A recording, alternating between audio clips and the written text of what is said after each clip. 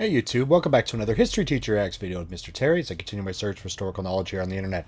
Alright, today we are heading back to the Haitian Revolution series by Extra History. This is episode 2. It's titled The Long Fuse. Now, if you did not see episode 1, make sure to check that out first so you can kind of follow along here. In episode 1, they really set up the kind of social background, the setting for the Haitian Revolution, which was definitely the backdrop and kind of the influence there was not only this large slave class, but also disgruntled free Haitians, if you want to call them that. And so they set that up, and it looks like now we're going to see kind of its start. And I'm just predicting by the title here, The Long Fuse, that what they're going to try to get to is there's not necessarily an overnight kind of trigger to this revolution. It's going to be a few things, right? So I'm excited to learn more about the Haitian Revolution. Like I said in episode 1, I think of the kind of age of revolutions of the mid to late 1700s and early 1800s as one of the most overlooked ones, especially as it is a slave revolt and often considered the only successful slave revolt really in history. So I think it deserves a lot more attention than it probably does, and I'm looking to learn more, and hopefully you are as well. Now, if you like the video, make sure to go down in the description below. A link to the original will be down there. Go to that. Give it a like. Give them a subscription. One of my favorite channels on YouTube. Give them the support there. And if you haven't subbed to me, I'd love to have you around too. Hit that sub button, enable notifications so you can come hang out in our live streams and our live premieres and be a part of our community. All right, let's go ahead and get started. Paris, August 26, 1789. The Revolutionary National Assembly in France takes the vote. At issue is a new document, drafted by Marquis de Lafayette in consultation with his friend Thomas Jefferson. But in truth, many statesmen have given input to this Declaration of the Rights of Man and the Citizen. It borrows from the Magna Carta, the American Declaration of Independence, and both the English and American Bill of Rights. So the Declaration of Rights of Man, like kind of the narrator is saying here, is, I like to say with my students in a way, it's kind of like what the Declaration of Independence is to America and the American Revolution. The Declaration of Rights of Man is that same kind of thing to the French Revolution. Basically a statement of filled with Enlightenment ideas about this. These are our rights as a citizen, and it is the role of government to protect those rights, right? And the American Revolution, or in the American Revolution, the Declaration of Independence was inspired by Enlightenment thinkers like John Locke that said, that people have natural rights, and it's the government's duty to protect those rights. And if a government is not doing that, then the people have a right to replace that government. Which kind of gives the basis and justification for revolution. So you can see how a lot of these things build, and you go back before the Enlightenment, and you get things like the Magna Carta, which limited royal power in Britain, and you see all these things kind of piggyback on each other. It begins. Article 1. Men are born and remain free and in equal rights. Social distinctions can be founded only on the common good.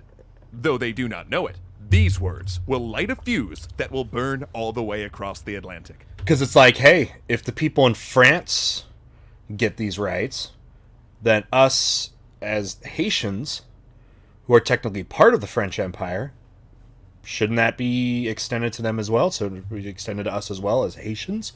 I mean, there's justification there, right? And blow the slave society of Saint-Domingue to smithereens. Okay. Let's do it. Like the American Revolution, slavery was always lurking under the table in revolutionary France. Yeah. It did not go unnoticed that the revolution's rallying cry of liberty, equality, and fraternity was directly at odds with slave-owning society. But there were also no illusions about the French dependency on the sugar economy of Saint-Domingue. And though abolition was discussed from the mid-1700s, even the most radical favored a gradual emancipation, with slave owners being paid compensation. Many warned that if nothing changed, a major Caribbean slave revolt was inevitable. And it's dangerous because of how large the slave population is in Haiti, that a organized revolt could naturally be very good, unlike in a lot of places. And if you saw the first episode, Haiti was basically the most profitable colony that the French had, and it was purely by sugar production, right? And the labor was, of course, atrocious. What was required there, beside the fact that these people are enslaved as property. But the French, you can tell, were not ready to give this up, and they were willing. It's almost like they're willing to be hypocritical in a lot of ways, because of how profitable this colony is. Saint-Domingue is what they call it today called Haiti. Then, when the revolution came, representatives from the big whites, the Saint-Domingue plantation owners, and the free people of color both decided that the time had come to take their goals to Paris.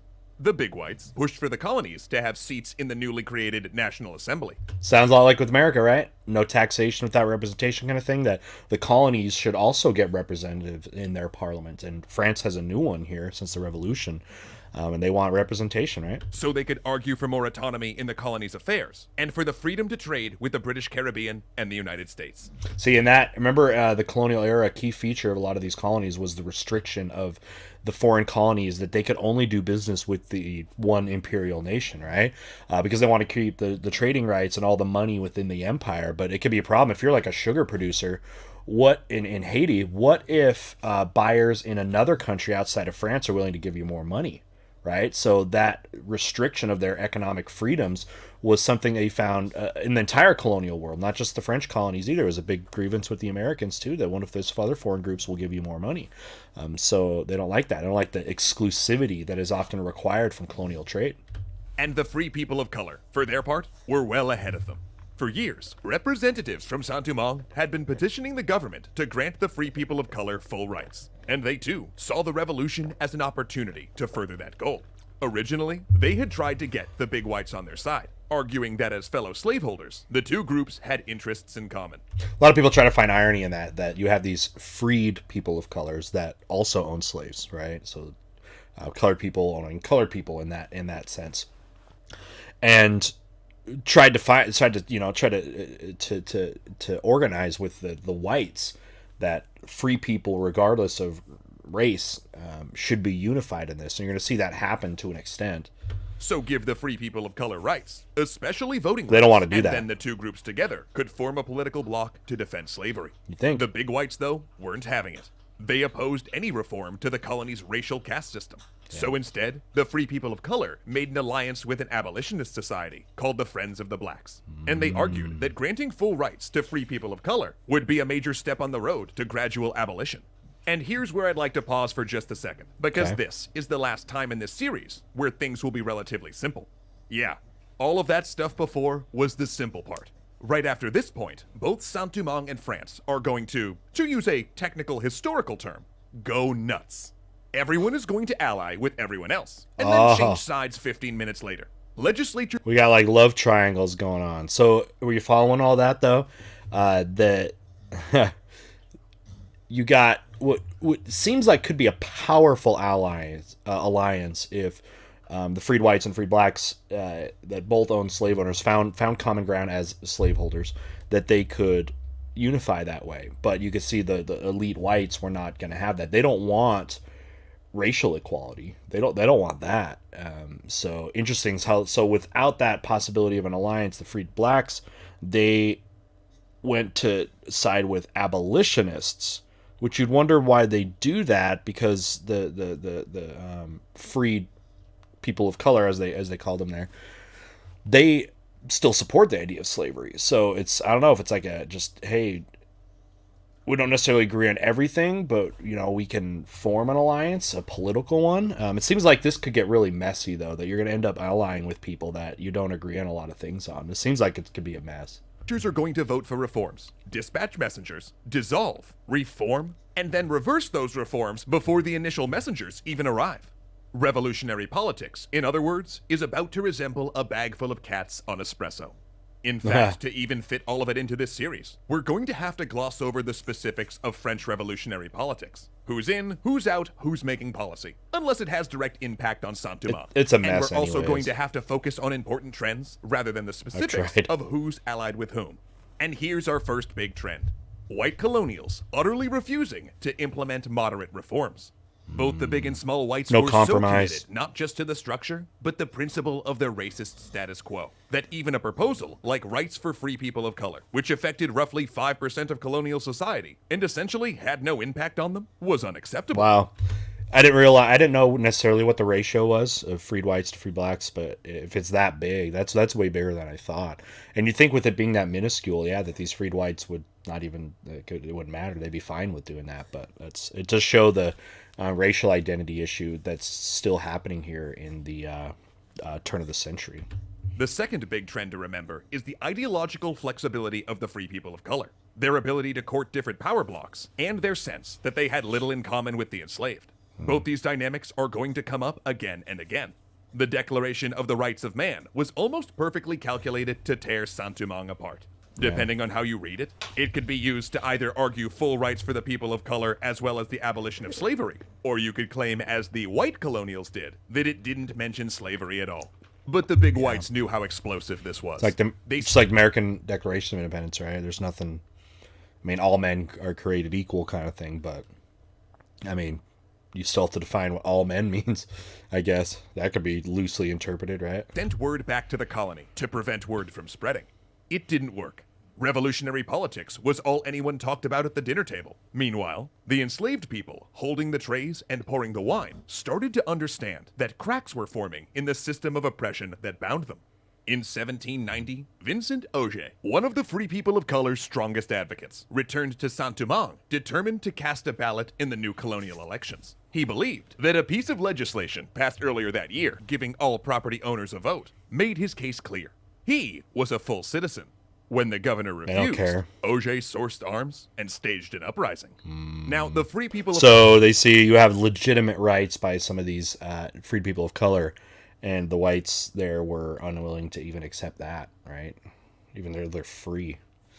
That's going to put you at odds, because what if you're these whites? What you don't want to see is the freed people of color with the actual slaves. I mean, that would not be good, because those freed people of color, they're powerful. They have a lot of assets and things like that could really be bad if the white people of color aren't going to find some kind of common ground. The white people, the white slave owners, I mean.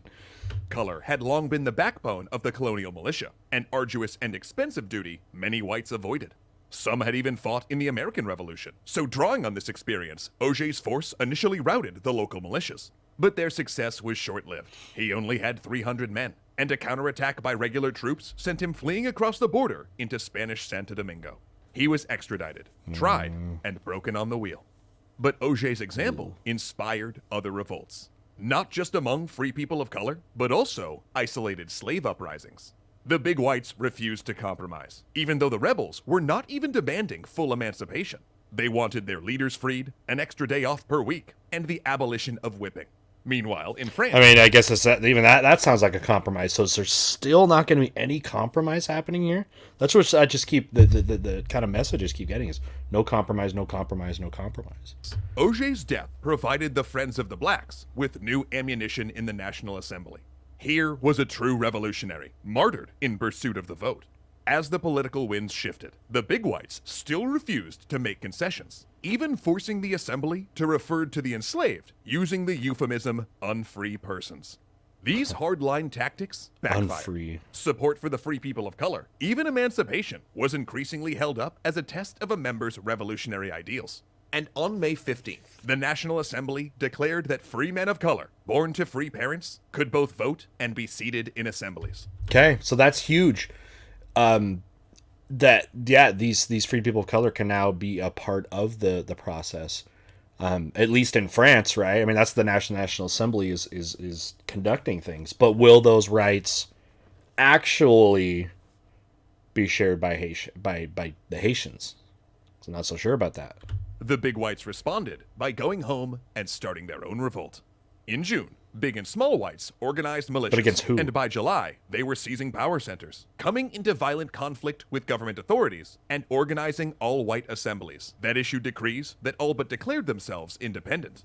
They essentially... But do they really... Are the big whites, that's that term they keep using, what is the thing that they're saying is the problem, though? With why don't they want these freed people of color to be able to vote? Is it just are they flat out just saying this should be a white superior thing, or what? Like, what could be their basis here? Decided that if they were to preserve white supremacy, they must govern themselves. That summer, the colonial whites fought government forces, and then they fought militias formed by the free people of color, who were furious about the all-white assemblies. Then, the colonial whites, along with government troops, engaged scattered slave uprisings. And in all of that internecine conflict, they were unable to see what was coming, because the long fuse of revolution was about to hit the powder keg. Now, one issue with studying the Haitian Revolution is that the enslaved, the faction that would eventually win, were largely illiterate and left few records. Sure. So, piecing together the specifics of the uprising, particularly its clandestine origins, takes a bit of detective work. What we do know is there had to have been months, if not years, of preparation. Likely those enslaved in houses, largely born in the colony and French-speaking, overheard conversations about the revolution and carried the news to others. Enslaved drivers and overseers, those with leadership roles, started organizing squads. In fact, the predominance of carriage drivers in revolutionary leadership suggests that they performed a major communication and intelligence role, passing messages between plantations. Then, the night came. August 14th, 1791. Okay, so do they not know exactly what the? I mean, they I guess they did preface it by saying we don't have a lot of records since so many of these slaves or whatever they don't have writing skills, so we don't really know necessarily what the preparations were like. All we're assuming that there were a lot of preparations, probably because of how large scale and seemingly how well organized this revolt is going to be when it starts. So that's pretty incredibly successful. They were able to organize this without a lot of records and stuff getting out. Okay, so August 14th, 1791. So this is right in the beginning of the revolution, by the way. The French Revolution starts in, I guess, kind of more technically in right in that summer of July of 89. 1. Duddy Bookman, voodoo priest, carriage driver, and rebel leader, holds a meeting at night on an open plain. Fires burn bright. A tropical storm rages in the distance. A good omen. Religious ceremonies like this are permitted on most plantations, and considered a healthy release valve, keeping insurrection at bay. Ironically, however, this summer, the enslaved have done the exact opposite, using the unsupervised gatherings to plan an uprising. And voodoo is the perfect medium of exchange, containing elements of various West African religions. It's one of the few cultural overlaps that the enslaved have, no matter where they were captured. But this meeting is an emergency. A cell has triggered the uprising early, and upon capture, confessed everything. The plantation owners, thankfully, had not believed that the enslaved could organize on the level their captives described. Underestimating. According to tradition, Bookman and several priestesses extracted oaths and drank animal blood to seal a pact with the goddess of love. They swear to free themselves and free the land. Then, they take up their cane knives and steady their souls. Special thanks to our educational tier patrons Ahmed Ziad Turk, Joseph Blaine, and Dominic Valenciano. All right. Okay, so it's ready to go. So we see that was a mess as far as the alliances and trying to find explanations for these things. So, what we're kind of getting here is the National Assembly is in control. They're the ones who basically take over and are tasked with creating a new constitution for France, and absolutely passed the idea that regardless of race, if you are freed in France, you have political authority. But the big whites, the elites in Haiti, didn't necessarily agree with that. They did not want to see that happen. I don't know what their big fear is really, because as they said, it's the ratio of freed whites to freed people of color in Haiti was huge. I mean, the free people of color were such a small percentage that, I mean, they couldn't. It doesn't look like that they could be outvoted or anything when it comes to Haitian representation. But nevertheless, I don't know if it's just purely kind of the racial thing, but it didn't seem like they, from what we understand, they were much of a political threat. Those freed people of color. So with that though, yeah, you can see that they're overhearing, right? The whether it's the slaves or whatever are constantly overhearing these things and are scheming behind the backs, right, of slave owners. And you're gonna see this, but it's like everyone's fighting somebody. right? The big whites are fighting the government officials, and now we're about to see the slaves are going to fight the big whites. Everyone's got an enemy at this time, and no one looks like they're well. There's plenty of compromises. They said with what was it they were saying with the slave population, just wanting okay, there's no whips and and what a day off and things like that. So they're willing to compromise in that end, but it looks like this group is not looking for that at all. So, but I mean, it looks like it's not going to end well for them coming here. It looks like this is about to get nasty, so we'll see that. All right, well, episode 3, it looks like it's called Fire and Freedom. So looks like it's going to get pretty devastating with big effects to eventually end slavery at some point here through force that way. So we'll see how it goes down. One thing we can start looking at is how much violence is actually is going to be included in this revolution, and see what the path is towards this. Eventually, is the nation of France going to just see this and then capitulate on a lot of these demands, or what? How much is France going to invest in trying to stop this rebellion, right, and try to keep control of France? And that's some of the things I want to look and get some more details on with that. All right. Well, anyway, this was great. Link down below. Go right now and go over, click on the original video link, give them the like and subscribe, and then come on back and stick around with our community. All right. So some other ways to interact with the channel, like we said, enable those notifications so you can hang out with us and our community on live streams and live premieres. Another way you can interact a little more with our channel, with our community, is join our Discord server. So go down below, link down to that as well. I want to thank two patrons that are supporting our channel right now. One of the perks you get for being a patron member is to vote in polls for videos that get featured on our channel. If you feel like supporting in that way, there's also a link down below. But first and foremost, just thank you for being here, being interested in history, and keeping the YouTube history community alive. And just by simply watching this stuff and being a part of it, it makes a big deal. So I appreciate that. I know a lot of people do. And thanks again for being here, and we'll see you next time. Bye.